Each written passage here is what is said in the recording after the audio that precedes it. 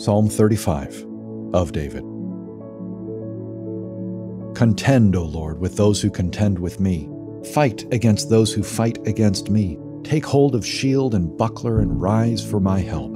Draw the spear and javelin against my pursuers. Say to my soul, I am your salvation. Let them be put to shame and dishonor who seek after my life. Let them be turned back and disappointed who devise evil against me. Let them be like chaff before the wind, with the angel of the Lord driving them away. Let their way be dark and slippery, with the angel of the Lord pursuing them. For without cause they hid their net for me. Without cause they dug a pit for my life. Let destruction come upon him when he does not know it, and let the net that he hid ensnare him. Let him fall into it, to his destruction. Then my soul will rejoice in the Lord, exulting in his salvation.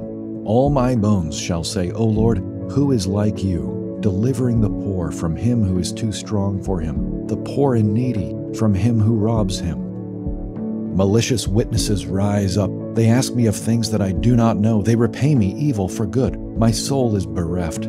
But I, when they were sick, I wore sackcloth. I afflicted myself with fasting. I prayed with head bowed on my chest. I went about as though I grieved for my friend or my brother. As one who laments his mother, I bowed down in mourning. But at my stumbling, they rejoiced and gathered. They gathered together against me. Wretches whom I did not know tore at me without ceasing. Like profane mockers at a feast, they gnash at me with their teeth. How long, O Lord, will you look on? Rescue me from their destruction, my precious life from the lions. I will thank you in the great congregation. In the mighty throng I will praise you. Let not those rejoice over me who are wrongfully my foes, and let not those wink the eye who hate me without cause, for they do not speak peace, but against those who are quiet in the land they devise words of deceit. They open wide their mouths against me. They say, Aha, aha, our eyes have seen it. You have seen, O Lord. Be not silent. O Lord, be not far from me. Awake and rouse yourself from my vindication, for my cause, my God and my Lord. Vindicate me, O Lord, my God, according to your righteousness. Let them not rejoice over me. Let them not say in their hearts, Aha, our heart's desire. Let them not say, We have swallowed him up. Let them be put to shame and disappointed altogether, who rejoice at my calamity. Let them be clothed with shame and dishonor, who magnify themselves against me. Let those who delight in my righteousness shout for joy and be glad, and say evermore, Great is the Lord, who delights in the welfare of his servant. Then my tongue shall tell of your righteousness and of your praise all the day long.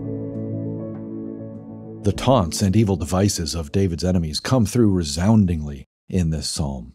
David is under assault, and once more he turns to God for deliverance. His own human resources are no match for the adversity he is facing. He must appeal to the only one who has the strength to protect him and overcome his adversaries. This is often how life feels. Adversaries face us at every turn. Sometimes this comes in the form of human adversaries, as it did for David. This may be especially true for those in leadership. But all Christians can attest to the reality of what the Apostle Paul would call, 1,000 years after David, the spiritual forces of evil in the heavenly places. Immersed in a great spiritual battle as we journey toward heaven, hated by the armies of hell, we too pray with David, Contend, O Lord, with those who contend with me. Let them be put to shame and dishonor who seek after my life. And we wage this war in Jesus' name. That is, we fight off the temptations and assaults of hell with the weapons of the gospel, in the glad knowledge that God has once and for all emptied hell of its weapons of accusation and condemnation. David prays of his enemies, Let them be clothed with shame and dishonor.